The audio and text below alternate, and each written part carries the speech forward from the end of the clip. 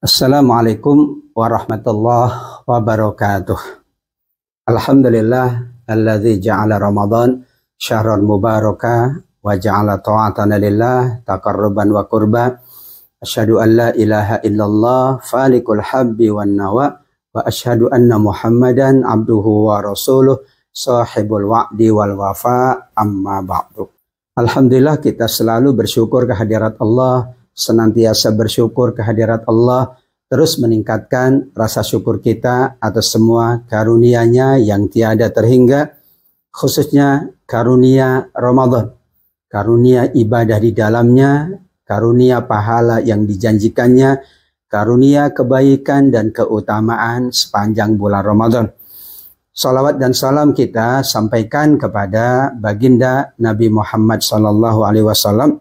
Mudah-mudahan kita dengan semua keluarga kita, sahabat dan kerabat kita, hingga anak cucu keturunan kita digolongkan sebagai umatnya Rasulullah yang layak mendapatkan syafaat di yaumil akhir. Amin ya rabbal alamin. Pembahasan kali ini adalah tentang beberapa ilmu-ilmu yang sangat dibutuhkan oleh siapapun yang hendak menafsirkan Al-Quran atau memahami tafsir Al-Quran. Ilmu-ilmu yang dikaitkan dengan Al-Quran, yang dikenal dengan ulumul Quran, terdiri dari berbagai macam disiplin ilmu. Karena keagungan Al-Quran, karena kemuliaan Al-Quran, karena ketinggian semua yang ada di dalam Al-Quran. Bahasanya tinggi, isinya juga sangat beragam, demikian juga tuntunannya sangat agung, maka dibutuhkan ilmu-ilmu untuk berinteraksi dengan Al-Quran. Secara ringkas ada 3 ilmu besar jika kita ingin memahami, memperdalam, mengkaji Al-Quran. Yang pertama adalah ilmu membaca Al-Quran, ilmu qiraah. Ilmu untuk membaca Al-Quran agar bacaan kita terhadap Al-Quran, bacaan yang diterima oleh Allah dan dicatat pahala di sisinya. Sebagaimana hadis Ibnu Mas'ud, man qara'a harfan min kitabillah falahu bihi hasanah. Siapa yang membaca satu huruf dari Al-Quran, maka baginya satu kebaikan. Wal hasanatu bi asyri amthaliha. Kebaikan itu adalah dilipat gandakan 10 kali lipat. La aqulu alif lam mim harfun walakin alifun harfun walamun harfun wa mimun harfun. Aku tidak mengatakan alif lam mim itu satu huruf, tetapi alif satu huruf, lam satu huruf, mim satu huruf. Ini mengisyaratkan bahwa ada ilmu untuk kita membaca Al-Quran. Ada ilmu tajwid, ada pula ilmu qiraat. Ilmu yang kedua yang sangat dibutuhkan dalam rangka kita berinteraksi dengan Al-Quran adalah ilmu kitabatil Quran, ilmu rasmil Quran. Yaitu bagaimana menulis, menyusun, mengkodifikasi ayat-ayat Al-Quran. Karena Al-Quran adalah kalamullah. Tulisannya, susunannya, kodifikasinya harus sesuai dengan tuntunan Rasulullah dan keagungan Al-Quran. Ilmu yang paling tinggi dikaitkan dengan Al-Quran adalah ilmu fahmil Quran, ilmu memahami Al-Quran. Memahami Al-Quran yang paling dasar adalah melalui media yang bernama Tarjamatul Quran. Kita memahami Al-Quran melalui terjemahnya para penterjemah Al-Quran. Alhamdulillah, terjemah Al-Quran sudah dalam berbagai bahasa yang ada di dunia. Yang kedua adalah ilmu tadabbur, yaitu bagaimana merenungkan, menghayati, dan memaknai apa yang terkandung di dalam Al-Quran. Yang paling tinggi adalah ilmu tafsir Al-Quran, bagaimana menafsirkan Al-Quran. Karenanya menafsirkan Al-Quran membutuhkan ilmu-ilmu Al-Quran, diantaranya adalah ilmu mutlak dan muqayyad, ilmu nasikh dan mansukh, ilmu mantuk dan mafhum, ilmu i'jazil Quran, ilmu tartib an-nuzul, ilmu nuzulil Quran, dan ilmu-ilmu yang lainnya yang semakin memudahkan siapapun menafsirkan Al-Quran atau memudahkan kita memahami tafsirnya para ulama terhadap ayat-ayat Al-Quran. Pada kesempatan yang baik ini, saya hanya ingin membahas tentang mutlak dan muqayyad. Dalam pengantar buku yang dikarang oleh Syekh Manna Khalil Al-Qattan, Mabahith fi Ulumil Quran, maka pembahasan tentang mutlak dan muqayyad diawali dengan muqaddimah dan pengantar bahwa sebagian hukum tasyri' terkadang datang dalam bentuk mutlak yang menunjuk kepada satu jenis benda atau satu individu yang umum, tanpa dibatasi oleh sifat atau syarat tertentu. Namun terkadang pula hukum tasyri' dibatasi oleh sifat dan syarat khusus yang menunjukkan bahwa apa yang mutlak, yang umum tadi sudah dikhususkan dengan qaid, yaitu dengan pembatasan, disebutlah dengan kata mutlak dan muqayyad. Mutlak secara pengertiannya adalah lafal Al-Quran yang menunjukkan suatu hakikat tanpa ada yang membatasinya atau qaidun. Jadi ia hanya menunjuk kepada satu individu tidak tertentu dari hakikat tersebut. Lafaz mutlak ini pada umumnya berbentuk lafaz nakirah dalam konteks kalimat positif. Misalnya, fatahriru raqabah, hendaklah memerdekakan budak atau hamba sahaya. Al-Mujadilah ayat yang ketiga. Kata budak di ayat ini bersifat mutlak, tidak dibatasi budaknya apakah budak yang beriman atau tidak, budaknya laki-laki atau perempuan, budaknya yang usia lanjut atau masih muda, itu berarti masih mutlak. Demikian juga lafal raqabah adalah nakirah dalam konteks positif. Karena itu pengertian ayat ini adalah wajib memerdekakan seorang budak dengan jenis apapun juga tanpa ada pembatas. Sebagaimana juga hadis Nabi SAW, la nikaha illa biwaliyin wa syahidai adlin. Tidak ada pernikahan atau tidak sah pernikahan tanpa ada seorang wali dan juga dua orang saksi yang adil. Wali di hadis ini disebut secara mutlak, secara umum. Maka tidak dibatasi keadaan walinya. Walinya berstatus sosial tinggi, walinya orang biasa, ekonominya tinggi, ekonominya rendah, wali berakal sehat atau tidak sehat, walinya keadaannya yang beragam. Karenanya sebagian ulama usul mendefinisikan mutlak itu adalah suatu ungkapan tentang isim nakirah dalam konteks yang positif. Kata-kata nakirah mengecualikan isim ma'rifah dan semua lafal yang menunjukkan sesuatu yang tertentu. Sedangkan muqayyad adalah lafal yang menunjukkan suatu hakikat dengan qaid, dengan pembatas atau dengan batasan. Sebagaimana tadi ada kata raqabah, yaitu budak atau hamba sahaya yang dibatasi dengan keimanan. Fatahriru raqabatim mu'minah.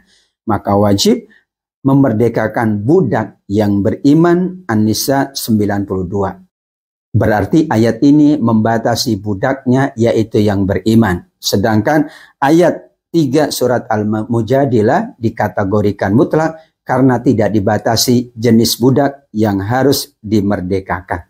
Itulah pengertian mutlak dan muqayyad secara ringkas. Pembahasan selanjutnya adalah tentang macam-macam mutlak dan muqayyad serta status hukum masing-masing dari mutlak dan muqayyad. Bentuk yang pertama adalah sebab dan hukumnya sama.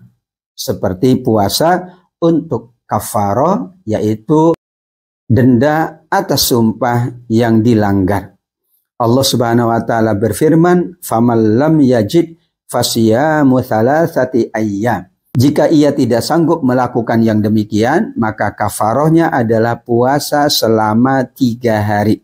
Al-Maidah 89. Puasa di sini mutlak, yaitu puasa yang tidak ditentukan apakah berturut-turut atau boleh tidak berturut-turut. Namun dalam qiraat Ibnu Mas'ud dikatakan fasiyamu thalathati ayyamin mutatabi'at. Hendaklah berpuasa 3 hari berturut-turut. Puasa 3 hari secara umum disebut dengan mutlak, sedangkan 3 hari berturut-turut berarti muqayyad, dibatasi dengan puasanya harus berturut-turut. Sebab yang dibebankan kafarohnya adalah sebab ia melanggar sumpah. Sedangkan hukumnya juga sama, berpuasa. Perbedaannya berpuasanya apakah berturut-turut atau tidak berturut-turut. Sehingga lafal mutlaknya adalah salasati ayyam, puasa 3 hari, dan lafal muqayyadnya adalah salasati ayyamin mutatabi'at. Karenanya yang memahami harus berurutan berdasarkan qiraat Ibnu Mas'ud. Yang memahami mutlak tidak harus berurutan berdasarkan lafal mutlak yang ada di surat Al-Maidah ayat 89. Bentuk yang kedua adalah sebabnya sama namun hukumnya berbeda. Sebagaimana ada kata tangan di dalam Al-Quran untuk berwudu dan untuk tayamum. Sebabnya adalah seseorang ingin menunaikan ibadah sholat atau menunaikan ibadah yang syaratnya adalah suci, baik dengan wudu, air maupun dengan tayamum debu. Namun hukumnya berbeda antara wudu dengan tayamum. Untuk wudu Allah Subhanahu wa taala menyebutkan dengan qaid, dengan pembatas, yaitu surat Al-Maidah ayat yang ke-6, fagsilu wujuhakum wa aydiyakum ilal marafiq. Maka basuhlah mukamu dan tanganmu sampai ke siku. Kata marafiq sampai ke siku menunjukkan ada pembatasan, yaitu harus sampai ke siku. Sedangkan dalam menyapu tangan tayamum tidak dibatasi sehingga bersifat mutlak. Fatayammamu sa'idan thayyiba, maka bertayamumlah dengan tanah atau debu yang baik, yang bersih. Famsahu biwujuhikum wa aydikum minhu. Kemudian sapulah mukamu dan tanganmu dengan tanah.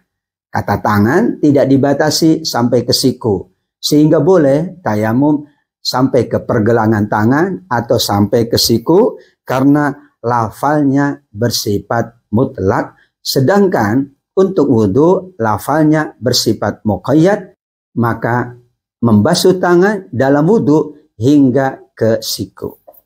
Yang ketiga, jenis dari mutlak dan muqayyad adalah sebabnya berbeda tetapi hukumnya sama, yaitu budak yang dibebaskan disyaratkan harus budak beriman dalam kafarah pembunuhan yang tidak sengaja.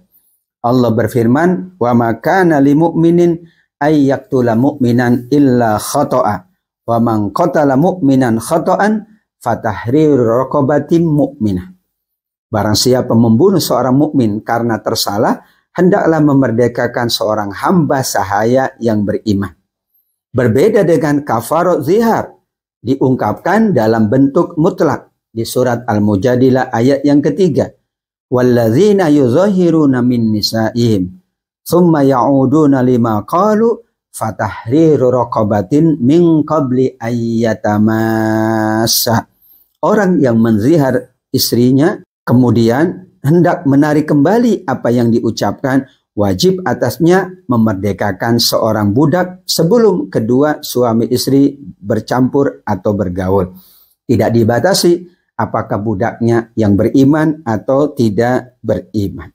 Itulah kategori yang ketiga, sebabnya berbeda, yaitu kafarat untuk pembunuhan tidak disengaja dan untuk az-zihar, sedangkan hukumnya sama, memerdekakan budak. Yang pertama dibatasi dengan budak yang beriman, yang kedua secara mutlak yaitu budak apakah beriman atau tidak beriman atau jenis-jenis yang lainnya. Yang keempat dari bentuk mutlak dan muqayyad adalah sebabnya berbeda dan hukumnya pun berlainan. Seperti tangan dalam berwudu dan tangan dalam pencurian. Dalam berwudu tangan dibatasi hingga ke siku. Wa aidiyakum ilal marafiq. Al-Maidah ayat yang ke-6. Usaplah mukamu dan tanganmu hingga ke siku. Sedangkan untuk pencurian maka tangan disebut secara mutlak. Wasariqu wasariqatu faqta'u aidiyahuma. Al-Maidah 38. Pencuri laki-laki dan pencuri perempuan, maka potonglah tangan keduanya. Bersifat mutlak karena tidak dibatasi apakah hingga ke siku ataukah cukup hingga pergelangan tangan. Mayoritas memahami adalah hingga pergelangan tangan karena tidak dibatasi oleh Allah Subhanahu wa taala. Sebabnya berbeda.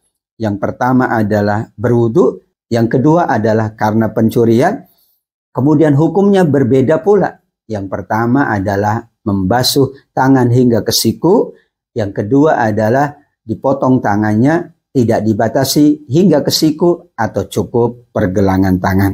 Dengan demikian, maka seorang mufasir atau yang ingin memahami tafsir Al-Quran mutlak untuk memahami kategori lafal apakah mutlak atau muqayyad sehingga kesimpulan hukumnya dapat diterima dengan baik. Wallahu a'lam bishawab. Mudah-mudahan bermanfaat untuk kita semuanya. Semakin dekat dengan Al-Quran, semakin memahami Al-Quran, juga semakin gemar untuk berinteraksi dengan Al-Quran yang mulia untuk dunia kita dan untuk akhirat kita menjadi syafaat yang agung dari Allah Subhanahu wa ta'ala. Amin ya rabbal alamin.